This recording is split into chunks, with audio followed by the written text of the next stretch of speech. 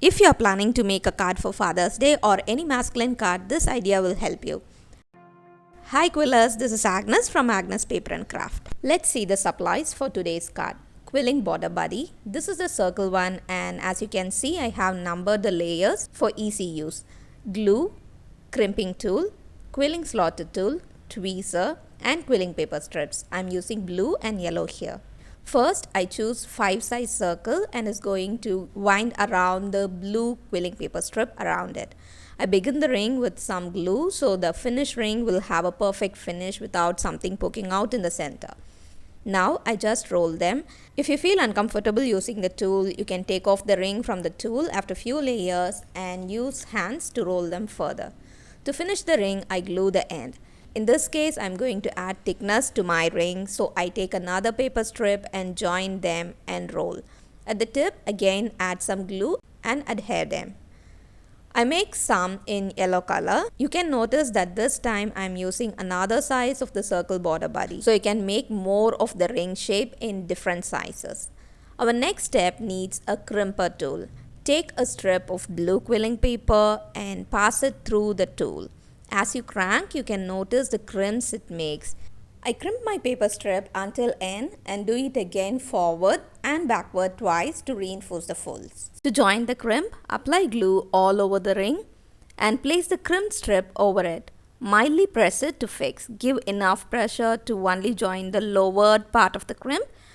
Trim off excess and join the edge. Try to make it perfect but carefully adhering. Sometimes or most of the times it won't have a smooth continuity. This is because of the different sizes of ring that we make, but the crimps remain the same at each level. But don't stress out. We can hide it out while adding it to the card. I make these rings for the gears in all different sizes, different thickness and different colors. Now coming to the card part, I use a blank note card and blue mat, and over it I use a white mat. I cut them a little bit smaller than the previous layer so it gives beautiful layering. Time to add the gears. I take one of the biggest gear and place it somewhere off center. Add another gear next to it. I make sure the uneven crimps goes together so this way no one could notice the imperfections. Adding a smaller ring to the center of the gear, and I also add a bigger yellow gear next to it. Taking a blue strip, I glue and fold it into thicker strip. These strips are going to go inside of the gear later. Using a pencil, I draw the distance between the center of the coil towards the border where the straight strips should go, and then cut it and then place them. You can use as many strokes or spikes as possible.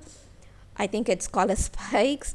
So maybe like 3, 5, 8 or more. I also add few more gears to the outer side of the card and add a sentiment. This gives a beautiful look with all the colors and different sizes of gears. You can use whatever color that you want, not only in blue and yellow.